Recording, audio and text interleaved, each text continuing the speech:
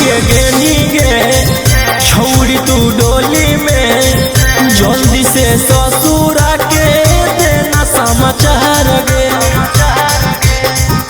बैठ के गेनी गे छौड़ी तू डोली में, जल्दी से ससुरा के देना समाचार गे। कोइला कई बुतरुए नियन टूटल न चोली सियन, बरलै खाली छौड़ा हमारा गोद गोद रे। हमारो बोला मुआ के होय नै बोधे रे, ढोड़िया चाकर कल कर कूदे कूदे रे।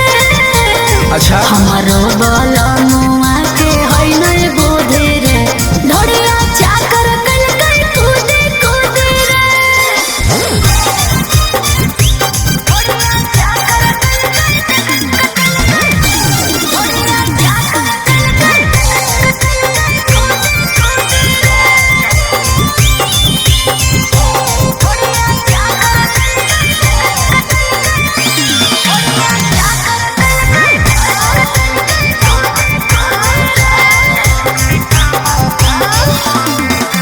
बजाना ढोल बजाना तासे मेरी जवानी के, कैसे झेलनी छौड़ी इतना बड़ परेशानी के।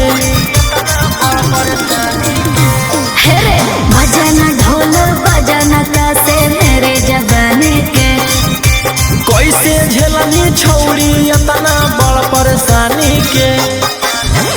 सोचल ने सपना पुरलै छौड़ा रे जिया न जुरलै, जियो ही आई हमारो जा घोटे घोटे रे।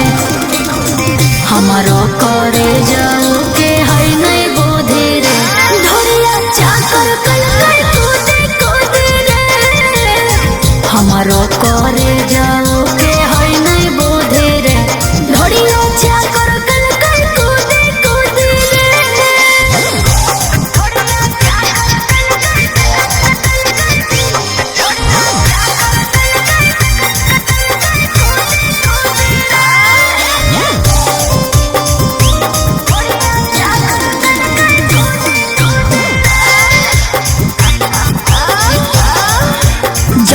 जब उठाई तब थरिए सुतो है, कौना बात लेके पियावा रोज रूठो है।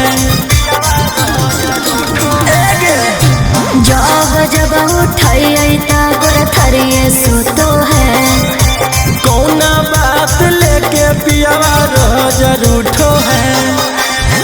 पीटो ही अब छाती याद आवे रोशन राती, कौशल पवन से भेलियै जुदा जुदी रे। हमारो दूल्हा